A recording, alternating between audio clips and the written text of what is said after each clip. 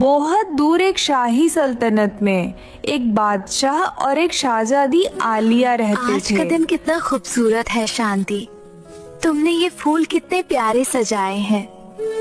दोनों का दिल और नाम शाही था, मगर उनके घर एक खुशी की कमी थी। उनके कोई औलाद नहीं थी। यह बात बादशाह को बहुत उदास करती थी। बादशाह ने अपनी शहजादी आलिया को बहुत सी मीठी चीजें खिलाईं, लेकिन कोई फायदा नहीं हुआ। उसकी शहजादी फिर भी उदास और तन्हा महसूस करती रही। बादशाह ने इस मसले का हल ढूंढने के लिए अपने काफी दरबारियों से मशवरा किया, लेकिन कोई फायदा नहीं हुआ। उसकी शहजादी फिर भी उदास और तन्हा महसूस करती रही। एक दिन एक बहुत ही अक्लमंद और जादुई शख्स ने बादशाह को एक दुआ दी। उसने कहा कि कुछ महीनों बाद उनके घर एक औलाद होगी, मगर नहीं पता कि बेटी होगी या बेटा। वक्त गुजरा और सच में उनके घर एक प्यारी सी बेटी एनी हुई। बादशाह को सुनकर खुशी होनी चाहिए थी, मगर वह गुस्से में था। क्यों? क्योंकि उसे एक बेटा चाहिए था, बेटी नहीं। उसकी शहजादी ने बेटी को बहुत प्यार किया, मगर बादशाह की नाराजगी कभी कम न हुई।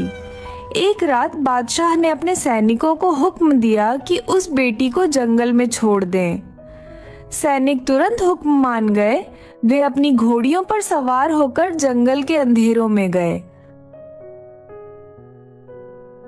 कहाँ है कुआं?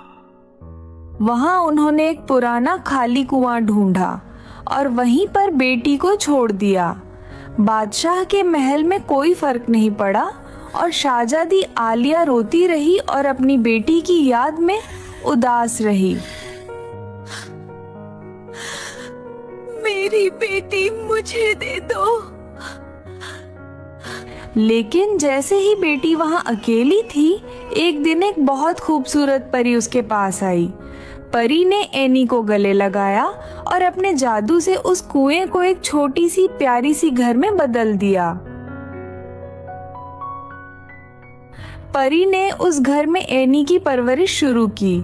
परी ने कहा कि जब एनी बड़ी हो जाएगी तो वह उसे छोड़ देगी, और ऐसा ही हुआ। एनी बड़ी हुई और परी ने उसे छोड़ दिया, क्योंकि वह जानती थी कि अब एनी खुद सब कर सकती है। मगर अभी एनी को बाहर की दुनिया का कोई पता नहीं था। एनी वहां खुशी खुशी रहती रही। ओ कैसी जिंदगी। हाँ, एक दिन जंगल के उसी हिस्से से एक हसीन शहजादा एलेक्स अपने घोड़े पर सवार होकर गुजर रहा था। उसने सुना कि कोई मीठी आवाज गा रही है। यह आवाज किसकी? हाँ, छुपी हुई हूँ मैं अपनी दुनिया में। शहजादा ने ध्यान से सुना और आवाज को ढूंढने के लिए जमीन पर अपना कान लगाया। रोशनी का जहां दूर। आवाज एनी की थी, जो सुतली सी मीठी सी आवाज में गा रही थी। शहजादे एलेक्स ने जगह को खोदना शुरू किया और धीरे धीरे एक छोटा सा घर सामने आया।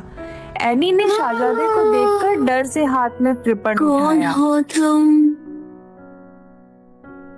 शहजादे एलेक्स ने उसे समझाया, डरो मत ए हसीन लड़की, मैं मांगोल की सल्तनत का मालिक हूँ। तुम कौन हो और यहाँ क्या कर रही हो? एनी हैरान हो गई। उसने कहा, सल्तनत, वो क्या होता है? शहजादे एलेक्स ने सब कुछ एनी को बताया। फिर उसने कहा, आओ मेरे साथ चलो, मैं तुम्हें अपनी सल्तनत दिखाता हूँ। एनी ने शुरू में थोड़ा डर महसूस किया, लेकिन जैसे ही वह कुएं से बाहर निकली, हर तरफ हरियाली और खूबसूरत नज़ारे देखकर वह बहुत खुश और हैरान हो गई।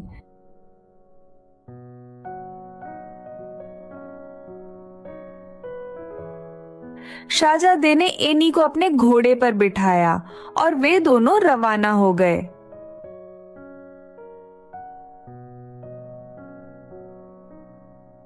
सल्तनत पहुंचकर एनी ने हर तरफ हरियाली, नौकर चाकर और शाही महल देखा। ये बात दरवाजा फूफा जी खुला ने और दोनों अंदर ओह, गए। यह कितनी प्यारी जगह है। शहजादे इलेक्स के वालिद बादशाह भाग कर आए और पूछा, बेटा यह कौन है? इलेक्स ने सब कुछ बताया। एनी बहुत खुश थी और सभी नौकर चाकर उसकी इज्जत और खुशी में लगे रहे।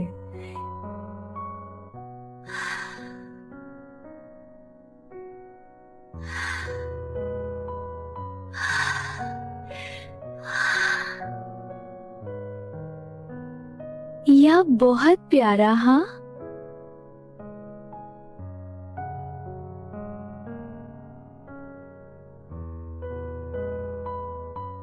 एनी का खाना शाही तौर पर दिया गया और उसके लिए दरबार लगाया गया।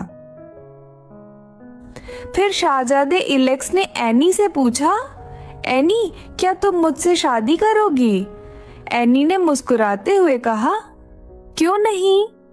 आपने मुझे यह सब दिखाया और मैं हमेशा आपके साथ रहना चाहती हूँ। दिन गुजरे और शादी की तैयारी शुरू हुई। शादी के दिन सभी लोग बहुत खुश थे। महल रोशनी और हरियाली से चमक रहा था। शहजादी आलिया और बादशाह भी वहां मौजूद थे। एनी ने उन्हें पहचान नहीं पाया, लेकिन जैसे ही शहजादी आलिया ने उसे देखा, उसने पहचाना और शुक्र अदा किया कि उसकी बेटी जिंदा और खुश है। और इस तरह एनी और शहजादे एलेक्स की शादी हो गई। दोनों खुशी खुशी अपनी सल्तनत में रहते रहे और उनकी कहानी दूर दूर तक लोगों के लिए मिसाल बन गई।